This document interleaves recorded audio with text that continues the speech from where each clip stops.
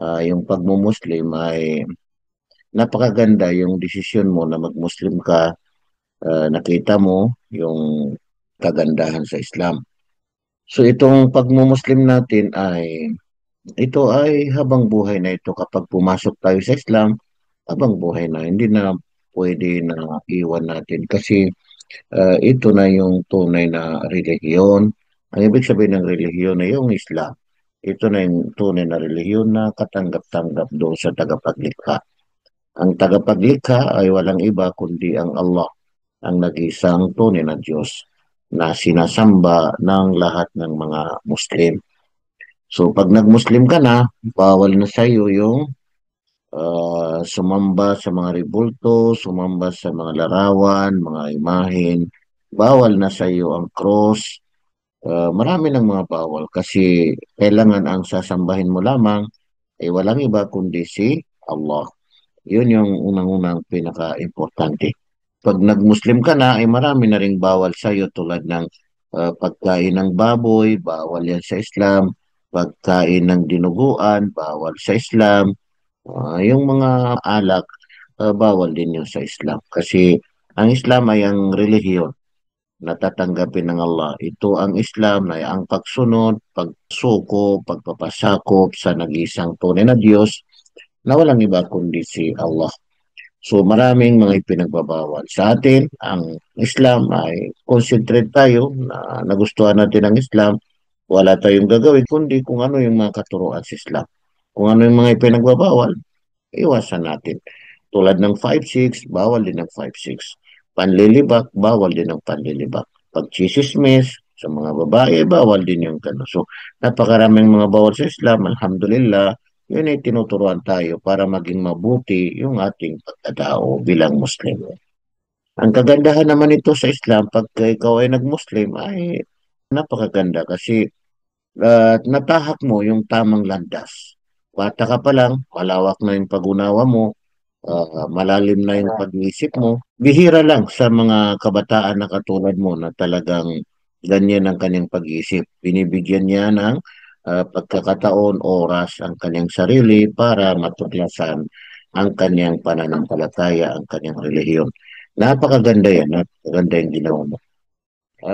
Dapat dito bukal sa kalooban mo, dito sa puso mo, na tinatanggap mo na wala ng ibang Diyos na dapat sambahin maliban sa Allah. Yan ang Islam, ha? Ang pagtalima sa nag-iisang tunay na Diyos. Walang ibang Diyos na dapat sambahin maliban sa Allah. Pangalawa, ang pagtalima, pagsunod na si Propeta Muhammad ang pinakahuling propeta at sugo ng Allah. Yan ang paniniwala ng mga Muslim. At kabilang dito ay yung si Jesus. Si Jesus ay ang paniniwala ng mga Muslim patungkol kay Jesus. Si Jesus ay hindi Diyos. Si Jesus ay hindi Diyos na nagkatawang tao. Si Jesus ay hindi anak ng Diyos. Si Jesus ay hindi tagapagtubos ng kasalanan.